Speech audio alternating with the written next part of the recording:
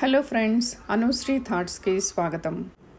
ఈరోజు మనం instant tamarind మిక్స్ని ఏ విధంగా తయారు చేసుకోవాలో తెలుసుకుందాం. ఈ మిక్స్ ఫ్రిడ్జ్లో పెడితే 1 మంత్ అయినా ఫ్రెష్గా ఉంటుందండి.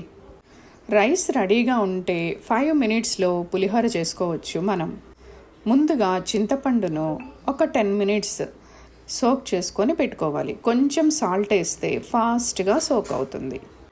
ఈ నానిన చింతపండుని గింజలు గట్రా పీచులు అన్నీ తీసేసి మిక్సీ వేసుకోవాలి. మిక్సీ వేసుకున్న ఈ గ్రేవీని ఒక చిల్లుల బుట్టలో వేసుకొని స్క్వీజ్ చేసుకోవాలి.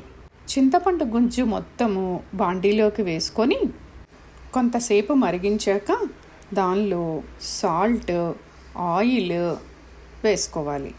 సుమారుగా 100 గ్రామ్స్ చింతపండుకి ఒక 8 స్పూన్స్ దాకా సాల్ట్ పడుతుంది. అట్లాగే ఒక 4-5 స్పూన్స్ పసుపు కూడా వేసుకోవాలి. అలాగే దీనిలో ఆయిల్ కూడా చాలా ఇంపార్టెంట్ అండి. ఒక 5-6 స్పూన్స్ ఆయిల్ వేసుకుంటే ఆయిల్ చింతపండు ప్యూరీని పాడు కాకుండా చూస్తుంది. నెల రోజులైనా ఫ్రెష్గా ఉండేటట్టు చూస్తుంది. కొన్ని ఎండుమిరపకాయలు కూడా ఈ ప్యూరీలో వేసుకుంటే తినేటప్పుడు పుల్లగా ఆ ప్యూరీ మిరపకాయలు పీల్చుకొని బాగుంటాయి. మధ్యలో కలుపుకుంటూ పైన మూత పెడితే బాగుంటుంది. లేకపోతే ప్యూరీ అంతా చిందుతూ ఉంటుందండి ఉడుకుతూ.